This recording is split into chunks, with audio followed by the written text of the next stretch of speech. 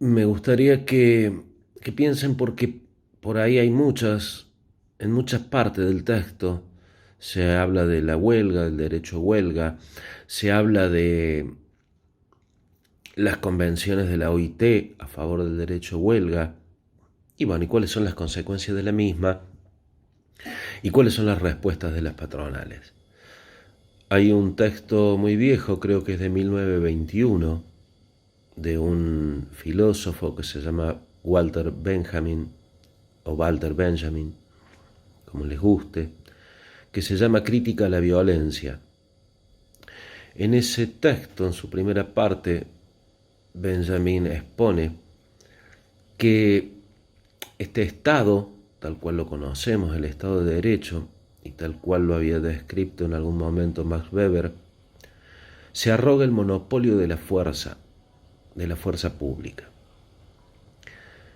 Pero hay un solo momento en que no lo hace. Hay un solo momento en que reconoce la ruptura de ese monopolio y se lo traslada a otro, que es el momento del derecho a huelga. El tema central es que ese derecho a huelga implica la ruptura de ese monopolio de la fuerza y la ruptura del Estado de Derecho tal cual se concibe a sí mismo. Y empieza a encontrar modos o intenta encontrar modos de restringir el derecho a huelga, declararlo ilegal, ponerle determinados modos o formas para la realización. Es lo que hace el Estado de Derecho ante esa prerrogativa que dio, incluso en nuestras cartas magnas, en nuestras constituciones, a los trabajadores. Y no lo hace porque sí el derecho o el Estado de Derecho a tratar de encontrar esas limitaciones. Lo hace porque sabe que el derecho a huelga es la posibilidad que tiene la clase trabajadora de romper con el Estado de Derecho. Si el monopolio de la fuerza lo van a tener los trabajadores en un instante, es probable que esa huelga se convierta en huelga general. Y es probable que esa huelga general se convierta luego en la discusión del Estado de Derecho. Volvemos de nuevo a las palabras, al lenguaje y al nombre. Lo que tiene miedo el Estado de Derecho es que el que nombre sea otro. Y esas son algunas consecuencias. El que quiera puede ampliarlo, ese texto, leerlo. Sé que son difíciles porque no estamos acostumbrados, no por otra razón, porque son cuestiones de costumbre. Si yo tuviera que hacer las tareas que cada uno de ustedes, los que están en este curso, hacen en sus respectivos lugares, me costaría. Y no es por incapacidades, sino es porque ya estoy acostumbrado a realizar otro tipo de tareas y sería desacostumbrarme para volver a formar un hábito nuevo. Y eso cuesta mucho. Nada más que eso, no es por otras razones. No crean que son incapaces, que no pueden leer filosofía, que no pueden hacer otras cosas. No, todos podemos hacer todo. Lo que pasa es que a veces estamos formados para hacer determinadas cosas y no otras. Así que pierdan el miedo. Bueno, espero que puedan pasarnos sus dudas, sus preguntas, y va a ir una guía pequeña, práctica, para que puedan ir desarrollando y contestando algunas preguntas que nosotros queremos hacerles a ustedes para ir continuando con este curso. Bueno, vamos a tratar de seguir con estos videitos con respecto a la segunda etapa de este primer cuadernillo, donde ya comenzamos el siglo XX y se empiezan a suceder un montón de rebeliones o de revueltas de los trabajadores. Manifestaciones de un pequeño avance del campo popular hacia la opresión que mantenía las oligarquías en nuestra tierra, en nuestra patria. También están reflejadas con varios acontecimientos mundiales. Nótese que dentro de este cuadernillo se empiezan a nombrar a mujeres que intervienen. Lo interesante también es tratar de encontrar un punto común que tienen lo expuesto en este tramo de la historia, es la actitud siempre de las patronales. Las patronales siempre se negaron, siempre utilizaron rompehuelgas, siempre tuvieron ejércitos privados o armaron milicias civiles que a lo largo de la historia se han repetido. Liga Patriótica en algún momento, Triple A, previo a la dictadura del 76, que luego actuaron en conjunto con los militares. En los rompehuelga podemos pensar la actitud de María Eugenia Vidal en su gobierno, su paso por el gobierno de la provincia de Buenos Aires con la huelga de los maestros. Este ha sido siempre un convite. Han sido siempre lo que ellos han hecho. Y siempre tomaron decisiones como la ley Canels, la ley de residencia, que era deportar a aquellos inmigrantes dejando su familia y sus hijos acá. De lo más terrorífico que se nos puede imaginar, siempre utilizaron ese tipo de respuesta. Se nombran muchos hechos, lo cual es interesante enumerarlos y seguirlos y ver después a lo largo de los próximos cuadernillos cuáles han sido los derroteros de esos mismos actores a lo largo de la historia. Así tenemos, por ejemplo, a la Federación Agraria Argentina. Lean cómo surge, dónde surge y qué reclaman. Y veamos después su actitud en el 2008. Quiero sobre todo pensar en estos momentos en alguna autora que es poco conocida y que tal vez se encuentre en Google alguno de sus textos. Eleonora Marx. Eleonora Marx es hija de Karl Marx. Y en un discurso en 1890, creo que es el 1 de mayo de 1890, luego de el ahorcamiento de los mártires de Chicago, hace un discurso muy, muy llamativo. Si no se consigue, trataré de buscarlo y ver si lo puedo poner en PDF. Si no es ahora, lo acercaré después, en su momento. Porque desnuda esto del sentido común del que venimos hablando, de los nombres, del poder en los nombres. Desnuda quiénes son los mentirosos y quiénes son los que se encuentran envueltos en esas mentiras. Entonces me parece muy interesante tratar de recordarlo y de tenerlo.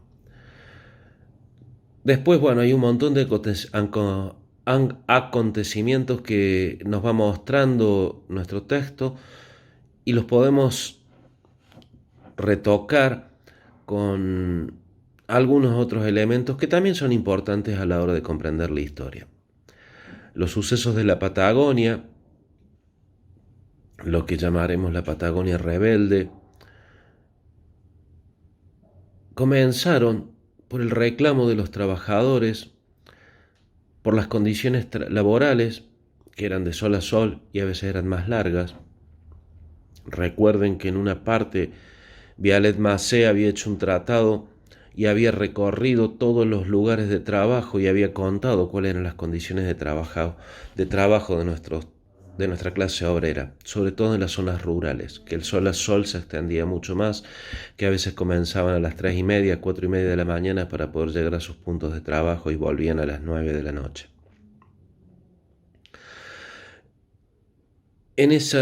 Para acompañar esa lectura o saber, recomiendo que vean la película La Patagonia Trágica, que creo que es de Héctor Olivera, el cineasta, el director. Estuvo prohibida en la Argentina y es más, tuvo una censura porque cuando se fue a inaugurar todavía estaba en la dictadura militar de Lanusse y había que sacar algunas partes. La parte más importante que sacan es el final.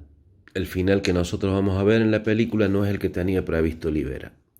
Lo relata brevemente el texto. El final era En el burdel, las putas cerrándole la puerta al coronel Zavala y a sus hombres, porque habían masacrado a los trabajadores. Esa es la parte más interesante de esa película.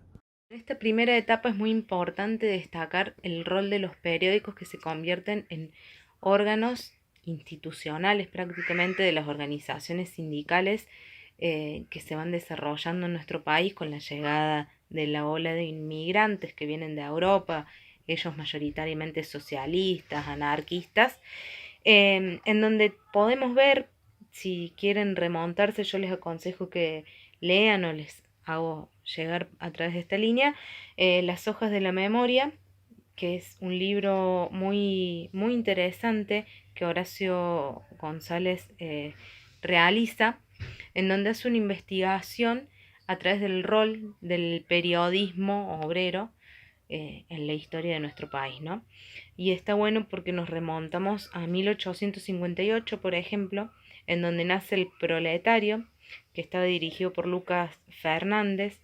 Estos primeros medios, es importante destacar, estos primeros periódicos, nacen de la mano de la organización de los trabajadores esclavos, de los trabajadores negros, muchas veces, por no decir siempre, olvidados por la historia oficial. Por eso es importante que nosotros destaquemos el rol de la raza negra, de las personas negras en la historia nuestra, ¿no? Como movimiento organizado, como trabajadoras y trabajadores, porque son ellos en definitiva de los primeros que empiezan a organizarse y que también son quienes generan los primeros periódicos para difundir este tipo de ideas que tenían, por ejemplo, por citarles algunas consignas, justicia de los de abajo, redención social, odio a la explotación, desprecio a los reptiles burgueses. Es decir, estos periódicos lo que buscaban eran acompañar estos procesos de organización y lucha de los trabajadores, pero también de emancipación, ¿no? Porque plantea la cuestión de explotados, explotadores, y con una clara ideología que en ese siglo era muy, muy habitual, que es el anarquismo, el marxismo, el socialismo, todas estas corrientes de pensamiento que vienen a influenciar lo que es la construcción de nuestro sindicalismo. Bueno, a lo largo de este curso, de estos encuentros que vamos a ir teniendo, vamos a estar destacando el rol de la prensa nuestra, el rol de las organizaciones y el papel fundamental que cumplen a la hora no solamente de plasmar una agenda de reivindicaciones, sino también de ser un órgano difusor de nuestras ideas, ¿sí? Entonces vamos a estar teniendo muy presente la parte comunicacional y periodística. Es importante para nosotras, para nosotros, destacar el rol de las mujeres dentro del movimiento obrero. Hablamos mucho tiempo de los anarquistas, de los socialistas, de los comunistas. Todo el tiempo estamos hablando de ellos y dejamos de nombrarnos a nosotras, quienes también fuimos protagonistas, quienes también estuvimos presentes en la lucha por la reivindicación y lograr conquistar algunos derechos. Es el caso de Virginia Bolten, quien fue la primera mujer que pudo ser oradora en un acto de trabajadores, era apodada Louise Michel en honor a una revolucionaria francesa y feminista. Cuando nos ponemos a ver un poco, no solamente la historia oficial, sino también la nuestra, la contada por nosotros y nosotras como parte del campo popular, nos damos cuenta de que somos todo el tiempo invisibilizadas y no somos nombradas, ¿no? Por eso es importante que hoy podamos hacer una reflexión al respecto, en donde podamos hurgar un poco más la historia del movimiento obrero argentino en Argentina para rescatarnos, ¿no? Porque fue en 1888 donde las empleadas domésticas, por ejemplo, hicieron una huelga expresando y pidiendo mejoras de condiciones de trabajo y mejoras salariales. Éramos nosotras las mujeres las que dimos vuelta la taba para lograr que nuestros hijos y nuestras hijas no sean mano de obra barata y trabajaran en las industrias textiles. En 1889, por ejemplo, las modistas rosarinas tomaron su ejemplo al de las mujeres que hicieron la huelga de las empleadas domésticas en 1888, y en 1889 son las modistas rosarinas quienes siguen con una huelga. Luego son las obreras telefónicas en 1896. Digo, al margen de sumarnos en los grandes paros generales que las organizaciones sindicales llevaban adelante y que han sido hito de la historia de la clase trabajadora, también había luchas sectoriales en donde, bueno, por la división sexual del trabajo, obviamente la mayoría del porcentaje de trabajadoras somos mujeres. Además de esas grandes luchas y paros generales, en los lugares sectoriales hacíamos sentir fuertemente nuestra presencia y la importancia de nuestro labor diario en esos espacios, ¿no? Incluso muchas veces, siendo mayoría, hemos sido tapadas nuestras voces en nuestras propias organizaciones en esos años, ¿no? Y que cosa que aún nos sigue costando bastante instalar. Pero es un ejemplo, por ejemplo, es un ejemplo más, digo, además esto de las modistas, las fosforeras que crearon sus propios sindicatos y llamaron a huelga general en 1904, en donde, bueno, es importante destacar cuando, más allá de la cuestión sectorial, cuando se dio la huelga de los inquilinos en 1907, enfrentando la represión, las mujeres al frente con escobas, con palos, con agua hirviendo, haciéndole frente a la policía para que se retiraran de los conventillos, ¿no? Sin embargo, seguimos diciendo que esos procesos de lucha fueron cosas de hombres. Y no, nosotras estábamos ahí, ¿no? Es importante destacar eso. Em, Digo, más allá de la cuestión de la participación de las mujeres, que lo podemos ver si nos remontamos a Las hojas de la memoria, el libro que les recomendaba recién, que es un siglo y medio de periodismo obrero y social en la Argentina, un libro que hace una recopilación. Cuando nos podemos ver, todas las tapas son hombres, los afiches son señores fornidos, y nosotras, ¿dónde estábamos, no? Más allá de que también seguíamos con el laburo en casa, ocupamos un lugar muy importante en las fábricas, en las industrias, en las mismas dependencias estatales. Estábamos ahí, ¿no?